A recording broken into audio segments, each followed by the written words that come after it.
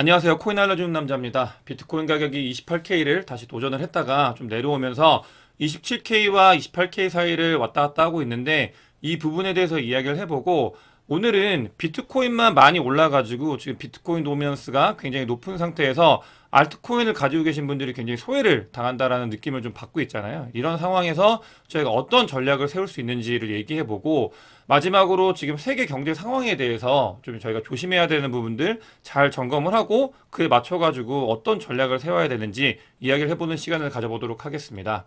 먼저 비트코인 CVD 자료인데요. 지금 보시면 어제와 많이 달라진 부분은 없습니다. 지금 28K와 27K 사이에서 계속 횡보를 하고 있는 모습이고 비트코인 가격으로 그러니까 데이 투 데이 일간으로 봤을 때는 지금 어제 제가 영상을 찍었을 때와 오늘 영상을 찍었을 때 모두 동일한 모습을 보일 수 있고 지금 갈색 거래 같은 경우는 일부 매도란 모습을 볼 수 있습니다. 근데 여기서 특이사항으로 보면은 지금 이제 트레이딩 관점으로 차트를 볼 때 여러 지표를 통해서 볼 때 이걸 하락 다이버전스라고 많이 부르거든요.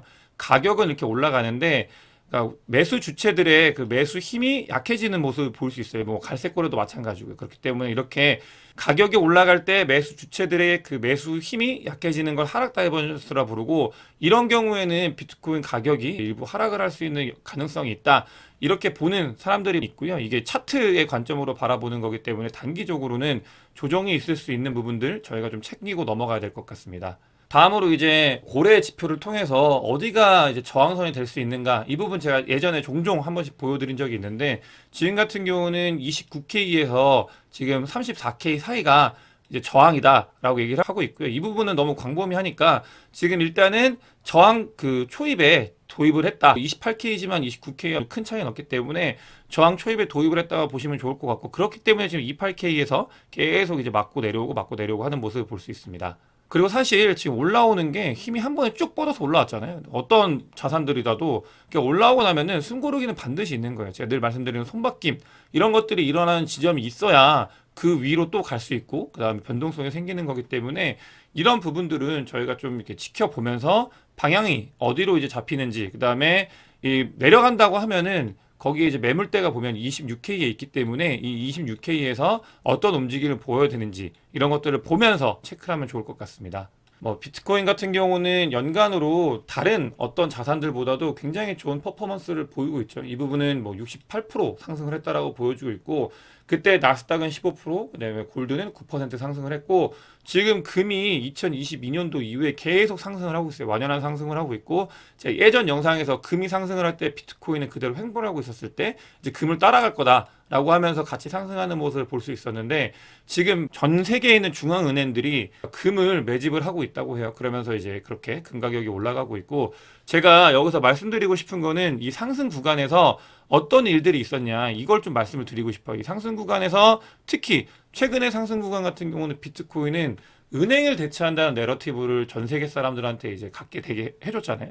이 부분이 저는 중요하다고 생각을 해요. 뭐냐면 이게 일부는 비웃을 수 있고 어떻게 보면은 별거 아닐 수 있지만 심리적으로 은행, 뱅킹 시스템이 무너진다고 했을 때 다른 대체제가 있다라는 걸 사람들한테 각인시켰는데 그게 비트코인이라는 거는 그러니까 굉장히 각인 효과로서 중요한 부분이다. 저희가 앞으로 비트코인을 투자함에 있어서도 그 부분이 굉장히 중요한 부분을 차지해가지고 대체 자산으로서 그 롤을 가져갈 수 있는 그러니까 입지전적인 위치에 드디어 들어선 건 아닐까 저는 그렇게 생각을 하고요.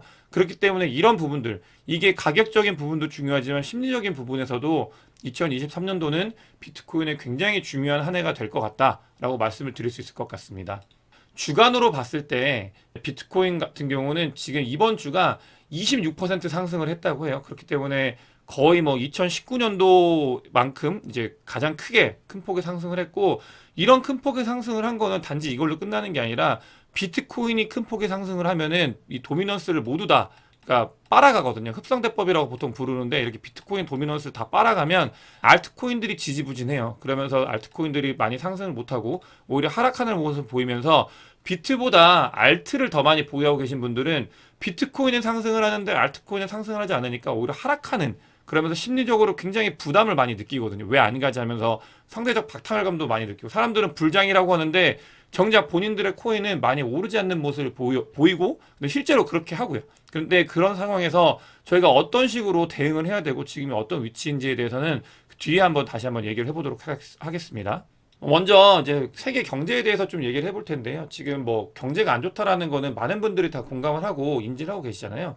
오늘은 경제가 지금 진짜 어떤 위치인지에 대해서 좀 얘기를 해보고 그 상황에서 저희가 어떤 식으로 대응을 해야 될지에 대해서 이야기를 나눠보도록 하겠습니다. 먼저 지금 은행 이슈가 불거졌잖아요. 이 은행 이슈 같은 경우는 정말 경제 공황이 올 때 이럴 때 이제 이슈가 생기는 건데 보통은 미국이랑 유럽 은행들이 문제가 많이 생기죠. 근데 지금 이제 SVB나 사태가 생겼을 때 보면은 지금 2008년도에 은행 위기보다도 은행이 무너지면서 금융위기가 왔잖아요. 그때보다도 더 많은 자금이 묶인 은행들이 지금 이제 파산 신청을 했다. 이런 것들을 보여주고 있어요. 근데 여기서 잘 아셔야 되는 거는 2002번, 23년도 이슈 같은 경우는 정부가 먼저 적극적으로 개입을 해가지고 그 어떤 때보다도 적극적으로 능동적으로 대응을 하고 있는 상태고 2008년도에는 그 부분이 조금 늦어져가지고 지금 위기가 전이가 됐던 모습을 볼 수 있습니다. 근데 뭐 1990년대 이때도 은행 위기가 있었어요. 근데 이때는 뭐 한국 같은 경우는 IMF로 이제 나중에 이제 퍼지긴 했지만 그 당시에 미국에는 이게 위기가 이제 국지적으로 소멸이 됐었거든요. 그렇기 때문에 이런 은행의 위기가 모두 금융위기로 확산된 건 아니지만 지금은 어쨌든 간 2008년보다도 더 큰 은행들이 파산을 하고 있는 상황이다. 이런 부분들을 저희가 봐야 될 것 같고요. 이 말씀을 드리는 거는 2008년도에도 지방은행들이 도산을 하면서 그 뒤에 이제 실업률이 증가를 하고 이제 2008년도 금융위기가 왔습니다. 베어 스턴스가 넘어가고 몇 달 뒤에, 두세 달 뒤에 이제 여러분들께서 다 아시는 리만 브라더스가 무너지면서 경제 공황이 왔는데 지금도 은행이 무너지고 있는 시점이잖아요. 이렇게 되면서 뭐 몇 달이 지나면은 많이 이제 보시는 분들이 지방 은행이 무너지고 요 실업률이 올라갈 거다. 그러면서 경제 대공황이 올 거다. 이렇게 바라봐 주시는 분들이 계시다. 이런 것들을 제가 지표로 가지고 왔고요. 하지만 2008년도와는 다른 건 제가 다시 한번 말씀드리지만 지금 연준이나 미국 정부에서 아주 적극적으로 개입을 하고 있다. 이런 부분들이 다른 모습이다라는 것도 여러분들께서 참고를 하셔야 됩니다. 그 다음으로 지금 이제 금융위기 혹은 이제 경기 침체 이런 것들에 대해서 제가 이제 말씀을 드리는 이유가 그러니까 뭐 2년물에서 10년물 장단기 금리 차가 벌어진 거는 이미 예전에 벌어졌잖아요. 근데 이게 벌어졌을 때 위기가 아니고요. 벌어졌다가 다시 원상 복귀가 될 때 이제 위기가 온다고 보통 많이 얘기들 하세요. 근데 지금 이제 이런 장단기 금리 차가 점점 다시 좁혀지고 있어요. 좁혀지고 있다는 말은 뭐냐면 원래대로 돌아가고 있다. 복원이 되고 있다라는 말인데 이렇게 됐을 때 시차를 두고 2, 3개월 정도 시차를 두고 이제 경기 침체가 온다. 이런 것들이 있기 때문에 지금 보면은 금융위기랑 뭐 경기 침체 이런 게 다 다른 말 같지만 결국은 장이 안 좋아진다라는 같은 걸로 묶어줄 수 있거든요. 금융위기가 오면 경기 침체가 오는 거고 경기 침체가 오면 이제 장이 안 좋아지는 거고 그렇기 때문에 이런 부분들을 같이 이제 같은 뭔가 자산군이 하락한다라는 뷰로 봤을 때는 지금 제가 봤을 때는 이런 것들이 2개월에서 3개월 사이 뒤에는 제가 어제도 지난 영상에서도 말씀드렸지만 이제 위기가 올 거다라고 이제 그런 내러티브가 세상 그 시중에 많이 퍼질 가능성이 있다. 저희는 이런 부분들에 대해서 준비를 해야 돼요. 알고 준비하는 거와 모르고 맞는 거와는 너무나 다르기 때문에 리스크를 관리하는 거는 그 무엇보다도 중요하고 그렇기 때문에 돈 벌면서 리스크 관리하는 게 중요하기 때문에 이런 부분들을 알고 계셔야 한다라고 말씀드리고 사실은 그렇잖아요. 많은 유튜버 분들이 뭐 이런 것들은 말은 할 수 있어요. 근데 어떻게 대응을 해야 될까? 이런 부분들에 대해서 좀 약간 미흡한 부분이 있는데 저 같은 경우는 당연히 저도 미흡하겠죠. 왜냐면 제가 이런 것들을 예측한다고 해서 실제로 일어날지 안 일어날지는 모르고 하지만 제가 대응하는 방법은 저 같은 경우는 일단 계획을 제가 말씀을 드렸잖아요. 2023년도에는 그러니까 부정적인 내러티브, 경기 침체나 혹은 금융위기나 이런 내러티브가 지배할 수 있는 부분들이 분명히 있기 때문에 2023년도를 통으로 놓고 분할 매수를 한다. 라고 말씀을 드렸어요. 이게 제 전략입니다. 근데 이렇게 안 하고 어떤 분들께서는 이제 어떤 지점에서 모두 매수를 하신 분들이 계시겠죠. 이런 분들 같은 경우는 저는 그러니까 이런 그 부정적인 내러티브가 나왔을 때 일부러 덜 거예요, 분명. 제가 만약에 이렇게 한 번에 매집을 하신 분이라고 하면은 요 지점에서 뭐 3분의 1을 먼저 던다던가 아니면은 5분의 1을 먼저 던다던가 해가지고 일부러 계속 덜 거예요. 던 다음에 그 금융위기 내러티브가 끝났을 때 그 뒤에 이제 뭐 그 매도한 부분을 다시 매수를 한다. 이 전략을 저는 가져갈 겁니다. 다만 여기서 중요한 거는 가지고 있는 물량이 100이라고 하면 저는 절대 50%는 그냥 지킵니다. 왜냐하면 좋은 지점에서 샀잖아요. 2020년 초반에 샀으면 좋은 지점에 매수를 했기 때문에 이 일부 물량은 무조건 지키고요. 이게 굉장히 중요한 게 심리적으로 그러니까 경기 침체가 올 수가 있는데 지금 뭐 작년 연말부터 지금까지 비트코인이나 모든 그 코인 자산들이 굉장히 큰 폭의 상승을 했는데 이때 코인이 없으신 분들은 아실 거예요. 굉장히 지금 아프거든요. 그렇기 때문에 저는 그런 것들도 심리적으로 못 참다가 나중에 포모 와가지고 질러서 오히려 더 안 좋은 지점에 사는 것보다 일부 물량은 계속 남겨놓고 나머지 물량을 덜다가 이 내러티브가 끝나면 그때 다시 매집을 한다. 저는 이렇게 만약에 제가 전부 매집을 했다고 하면 그렇게 가져갈 겁니다. 뭐 물론 이게 정답은 아니지만 여러분들께서도 그러니까 전체적인 그림을 그리시고 시나리오를 짜신 다음에 2023년도를 대응하는 게 중요하다. 이런 말씀을 좀 드리고 싶은 거예요. 그렇기 때문에 2023년도 하반기에 뭔가 많은 그러니까 메타로 적용할 수 있는 경기 침체나 이제 금융위기 메타가 올 수 있고 거기에 맞춰가지고 우리는 어떤 대응을 해야 되는가 이런 것들을 좀 말씀을 드린 거고요. 저 같은 경우는 이렇게 알트코인은 덜 수 있어도 저는 비트코인은 절대로 안 덥니다. 저는 비트코인 같은 경우는 제가 어느 타이밍에 매수를 해야 되는지 잘 모르기 때문에 그냥 분할로 접근을 하고요. 그 한번 매수한 거는 던지지 않기 때문에 제가 말씀드린 건 알트코인 한정이라고 볼 수 있습니다.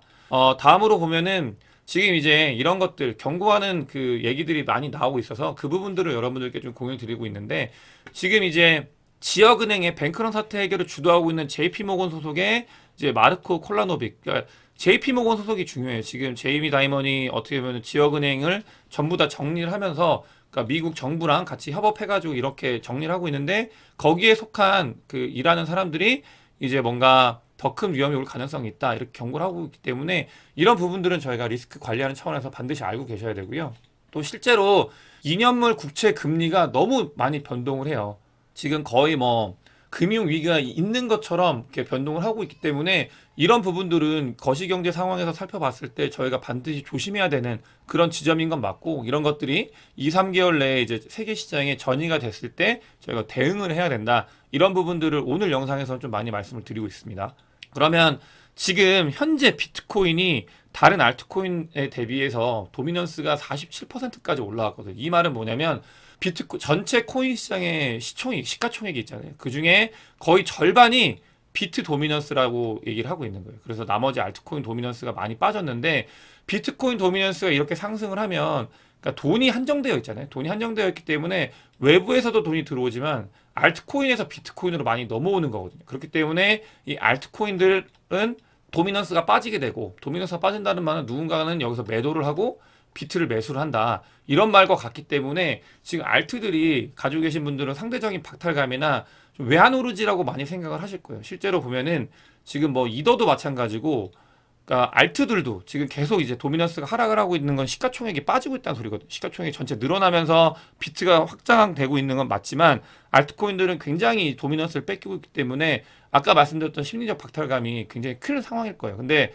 저는 이렇게 말씀드릴 수 있어요. 지금 이 장이 그대로 유지된다는 전제하에 저는 이제 알트코인을 매집해야 되는 지점이라고 개인적으로 생각은 하고 있습니다. 알트코인을 매집을 해야 이제 매집을 해서 단기적인 트레이딩 뷰예요. 요거 같은 경우는 매집을 하면 뭐 알트코인이 상승을 할 수 있는 기간이 조만간 온다. 저는 그렇게 보고 있어요. 이거는 근데 저 같은 경우는 제가 좋아하는 알트코인들도 마찬가지로 2023년도에 어떤 리스크가 있을지 저희가 산정이 안 되기 때문에 저는 2023년도를 매집하는 기간으로 두고 있고요. 그래서 알트코인도 전략적으로 2023년도에 모아가고 있지만 단기적으로 봤을 때 알트코인이 지금 너무 많이 빠져 있고 이게 반등을 할 수 있는 좋은 지점이 되고 하고 있는 느낌이 있어요. 그렇기 때문에 여러분들께 이런 부분들을 좀 말씀을 드리는 거고 실제로 알트코인을 이제 얘기를 하다 보면은 왜 안 오르지? 라고 많이 말씀을 하세요. 사실 2023년 초반에 비해서는 좀 오른 편이긴 한데 비트에 비해서 많이 안 올랐죠. 그렇기 때문에 이런 이 지표를 봤을 때 그다음에 심리적인 부분을 봤을 때 지금은 단기적으로 알트를 모아도 굉장히 모아가기 좋은 지점이다. 이렇게 말할 수 있을 것 같고요. 특히 이더리움 같은 경우도 보면은 지금 도미넌스가 많이 빠지고 있어요. 그렇기 때문에 좋은 지점이 아닐까. 다만 이더리움은 제가 나중에도 말씀을 드릴 수 있는데 이 도미넌스가 빠지고 가격이 안 오르는 게 레이어 2가 영향을 미치는 건 아닐까. 요즘에 그런 생각이 들어요. 왜냐면 이더리움이 있고 지금 이더리움을 둘러싸고 너무나 많은 레이어 2가 나오고 있잖아요. 그러면서 이더리움한테 이제 빨대 꽂고 커가고 있는데 이게 레이어 2가 너무 많이 커지고 있거든요. 그러면서 지금 뭐 NFT나 혹은 뭐 디파이나 이런 것들이 이더리움 레이어 2에서 성장을 많이 하고 있고, 그렇기 때문에 이더리움이 빨대를 너무 많이 꽂혀가지고 오히려 안 오르는 건 아닐까? 이런 물음표를 좀 제가 던지고 있어요, 개인적으로. 그래서 이런 것들이 생각이 좀 정리가 되면 여러분들께 다시 한번 공유를 드리도록 하겠습니다. 어쨌든 간 정리를 하면은 알트코인 도미넌스가 많이 빠지고 있고요. 지금 이제 매수를 좀 이렇게 이어가면 나중에 알트장이 한번 오지 않을까, 그런 좋은 지점이지 않을까라는 개인적인 생각이 좀 가지고 있습니다. 다음으로 아비트럼에 대해서 제가 몇 번을 계속 강조를 하잖아요. 아비트럼이 이제 23일 날 한국 시간으로 새벽에 상장을 한다고 해요. 그래서 상장하는 걸 트래킹하는 걸 보면은 지금 코인베이스 상장을 하고요. MEXC, OKX, 바이낸스, 바이빗 상장을 한다고 합니다. 쿠코인까지. 그래서 여러분들 같은 경우는 제가 말씀드리는 게 바이낸스나 OKX까지는 사용하는데 무리 없이 이제 사용할 수 있고요. 그렇기 때문에 쿠코인도 많이 쓰시긴 하는데, 어쨌든 간 이런 부분들에서 이제 상장을 했을 때 전략적으로 접근하시는 거 추천을 드리고, 그러니까 오피코인 같은 경우는 이렇게 갔다, 이런 말씀을 드리고, 사실 근데 지금 상승장이기 때문에 그냥 이렇게 갈 수도 있다, 그거는 아무도 모르고 대응을 해야 된다라는 지점이지만, 어쨌든 간 지금 이제 상장을 조만간 한다라는 말씀을 드릴 수 있을 것 같습니다. 이거 같은 경우는 제가 말씀을 드렸던 게 뭐냐면, 저는 2023년도에 그냥 분할 매수를 계속 한다고 말씀드렸잖아요. 지금 2023년도는 너무 좋은 지점이다, 너무 매수하기 좋은 지점이다, 이런 것들을 좀 가지고 와봤어요. 저점이다